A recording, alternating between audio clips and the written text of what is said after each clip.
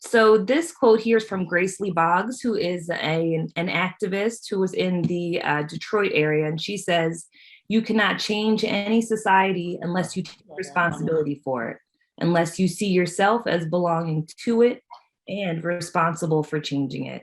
And I love Grace Lee Boggs, and I love this quote because it's so it's so key in really thinking about how folks will invest themselves or not invest themselves, depending on the sense of belonging that they feel. So again, as we're leaders in our business worlds, in our families, in our governments, we have to know how to create these cultures of belonging in order to get that investment from the people around us. And if people don't feel belonging, they won't really feel any investment in any need to change any of the systems around us. So some of the agreements, one of the reasons we actually we go hard for our agreements. And one of the reasons we do that is because in order to create this container that will help all of us show up as our full selves and approach learning and connection with curiosity, with an open heart, we have to figure out a way to presence our intentions and to know why we're showing up here today. This has the potential to offer safety and also an opportunity to understand ourselves and each other. So as we look at these, we'll see our first agreement here is speaking from the heart. It's using I statements and not speaking for others. This really allows us to know that we can show up and talk about our experience and know that it's not going to be questioned or that we're not going to try to generalize experiences of others. Our second agreement here says, understand that there are multiple truths. So what's true for me could actually be totally untrue for you, or what's true for you, I might not even know that exists. So knowing that everyone's experience is valid will really help us connect across our boundaries and across our lines. And then our last one is taking and making space. So some of us, again, and here we talk about power dynamics, there is the actual space we take up. So some folks will, when you hear that silence where you ask questions, somebody they're the people that always have the hand up really, really quickly and want to speak. And there's some folks that sort of feel a little trepidatious and sit in the back. Let's switch those sides if we can. So if you're always the one putting your hand up, take a second and let the person who needs a little longer bit of quiet to, poke their head in, let them get in first before you. And also keeping power dynamics in the room. We know members who hold more identities that are in dominant culture. So, those identities being white identities, male identities, hetero identities, all of those things take up more space. So if you know that you hold some of these identities, it's good to maybe sit back and let the experiences of folks from marginalized identities come out first as well. And yeah, I think really just trying to keep those in mind as we go on will be really helpful for all of us feeling safe.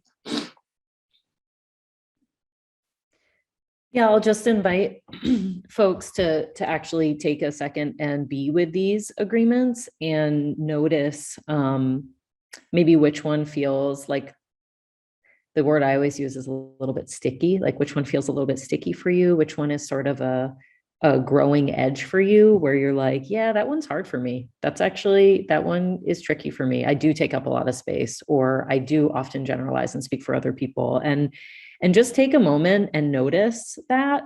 And then just to start bringing us together a little bit, I'll ask everybody to share which one of these they'd like to presence in their own intentions today. Which one are you going to focus on?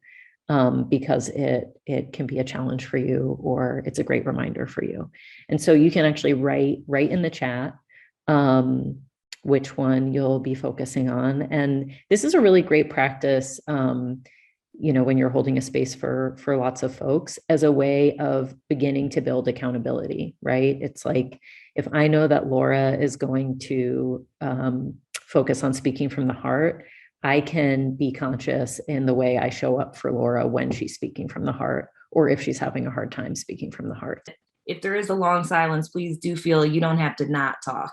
You can always take up some space, but it is just that moment that the power of the pause really gives you a moment to think about that. Thank you, everyone. So we're going to spend a couple minutes here just trying to nurture the sense of belonging inside of ourselves first. Because if you don't do it inside yourself, you can't create it for those around you. So I'm going to pass it over to Hillary here, who will lead us in a little bit of a grounding practice. Yeah, so now that we've kind of presenced these intentions, I thought we would dive into a little grounding practice. Some people call this meditation, some people call it contemplative practice. You can call it whatever feels good to you. And we're just going to spend a little bit of time kind of reflecting on our own experience. And I'll invite folks to kind of dig into the visualization and remembering that's part of this practice. But also the whole point is that you feel held and comfortable like in your body while you're doing it.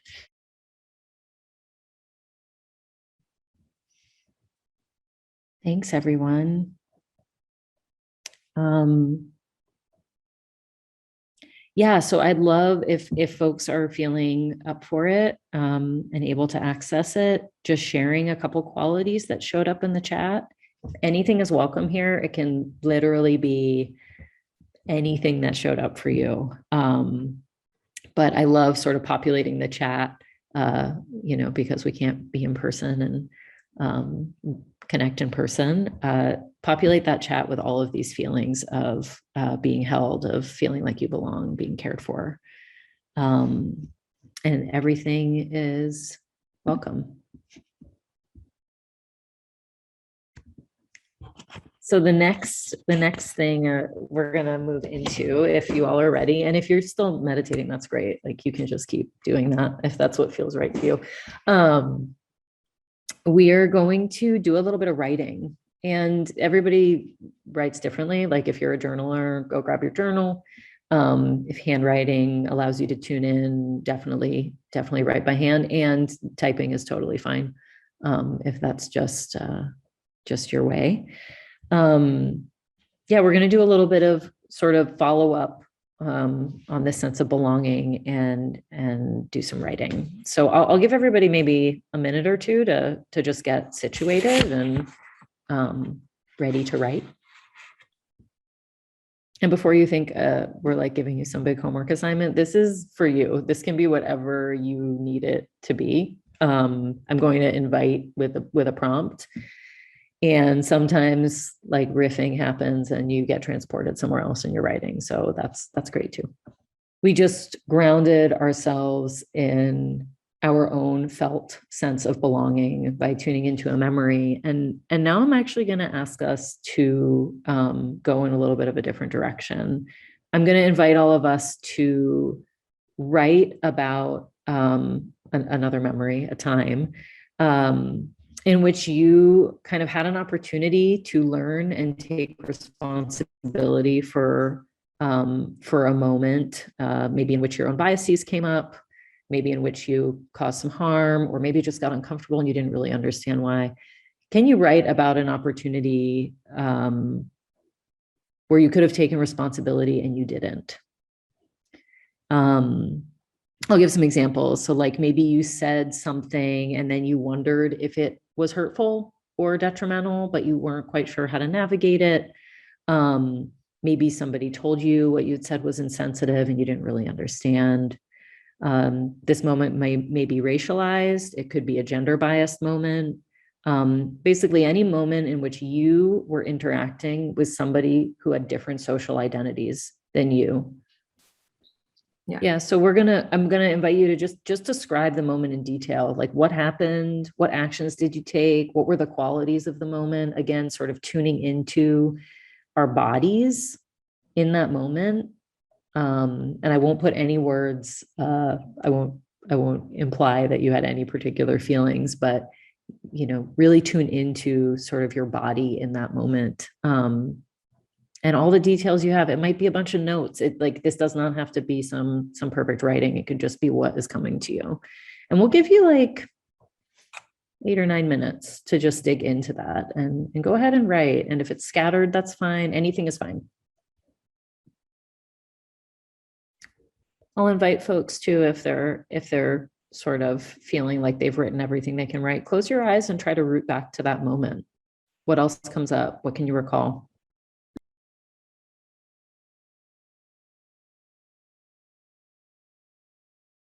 There's so many ways you can go, as we were sort of planning all of this and talking about belonging, we're like, okay, like we'll just focus on these various things, but going into othering, going into binaries, we could go on a lot of tangents here.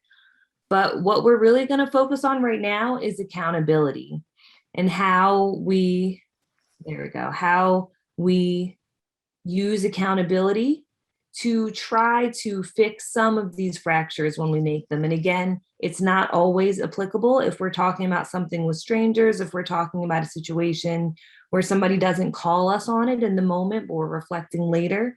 Often there's not a way to fix it in that moment, but sometimes we can. And so it's really helpful when we're in that moment to know how to handle it. So I'll just give folks a second. We can look at these slides, but it's recognizing our intentions versus our impacts. And the thing about our intentions is very few of us mean to offend other people. We don't go into conversations being like, I'm going to make you feel like crap, like that's not what we're doing, but we do it anyway. And often we hope that folks, when we harm them, will understand that because we didn't mean it, that it will hurt less. And that's just unfortunately really not the case. So what does it look like when we're defending our intentions? And what does it look like when we're actually acknowledging our impacts? So looking through here, I don't know if anyone relates to any of these phrases, but saying, I didn't mean it that way, or that wasn't my intention. Like, you don't have to jump down my throat. Can you just let it go? As we were looking at these earlier, my favorite is, sometimes I just say things, whoops. It's these things just sort of pop out and you're like, I really didn't mean to, like, I did not mean to offend you. But that actually does not acknowledge at all the impact of what you're saying and the impact that it has on someone who's been harmed. So how can we hold accountability, again, not for other people, not necessarily doing this call out thing, but how can we hold accountability for ourselves in those moments? Saying things like, thanks for that feedback. I'm sorry, thanks for teaching me something. Like, thank you for clarifying. And just a nice, simple, I'm sorry for my impact. I really appreciate your insight. And I didn't realize it landed that way for you. I'm sorry. Those ways, again, sometimes, especially when we're talking power dynamics, when we're talking harm that's about someone else's identity, when they don't share your identity, sometimes it's hard to know that your intention doesn't matter. It doesn't matter. It doesn't make it better that you didn't mean to hurt someone. It actually hurts just the same. And especially thinking of myself as a Black person in Vermont, and the phrase microaggressions that we like to use are often not very micro-y when they happen over and over and over and over. And I'm pretty sure, I'm fairly sure, I'd say 98%, the most people who do and enact microaggressions, they don't mean to, and I know that, but it doesn't actually make it feel any better when it happens over and over and over. So I'm wondering if anyone relates to any of these, if anyone has had any of them said to us, if you can hear your own voice in your head sort of saying any of these things, or I'd love to hear a little from folks. Laura, I'll just add also that I think we all have our own spin on these, like the way we say them and the way we hold them. And these are, sort of some generic words that I think many of us have heard. And we might also be noticing that that we have our own way of saying these, or our own way of sort of dodging responsibility or taking responsibility, and can probably tune into some of those moments in our lives.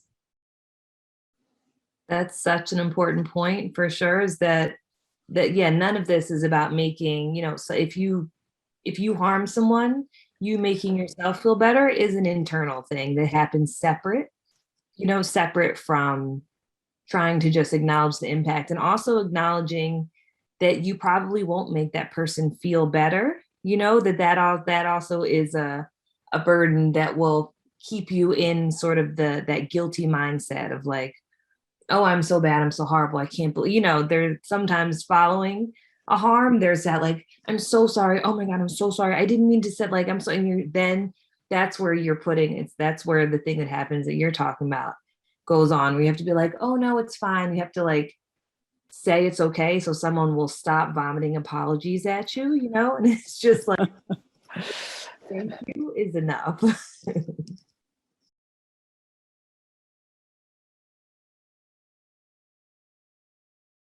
I hope, and I'm so glad you mentioned the word freeing, because I hope that envisioning something different can liberate you a little bit. Like, have fun with it. What do you wish had happened? And can you envision something totally different for yourself?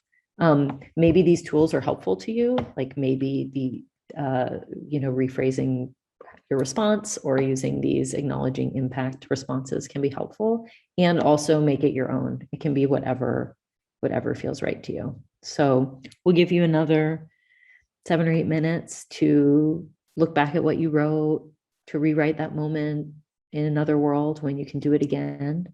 Laura and I both believe deeply that all of this takes practice. And even though you're just writing about a moment that maybe happened in the past, it's all flexing the muscles to do it the next time you have an opportunity. So as you're sort of wrapping up that free write or processing, depending on how you did it, I would love to just invite everybody to write in the chat what that was like for you, maybe what qualities you feel in your body now that are maybe different. Was your body language different in envisioning a different approach to this moment? How did you take responsibility or build towards a sense of belonging for all in that moment? And yeah, I'll invite folks to share that in the chat. I think seeing all of that there might be pretty nourishing for all of us. So as we sort of close out here, I'm just really hoping that we've given everyone some opportunities to just contemplate the ways that we show up in the world, the ways we connect with others in a safe space, both by reflecting on things that have happened and just being with each other in this space here today. Here are on the slides some wonderings to take with you, and just some possible questions to ask yourself if you do find yourself, given the gift in a moment of, a moment of disagreement or a moment of learning and a charged moment. Can you ask yourself, am I taking responsibility for myself and my actions? And who and what is this moment in service of? It's just, sometimes just having those, even, as a little sticky note, as we're all working from home or something, to just take a moment and have a quiet, powerful pause to ask yourself these questions.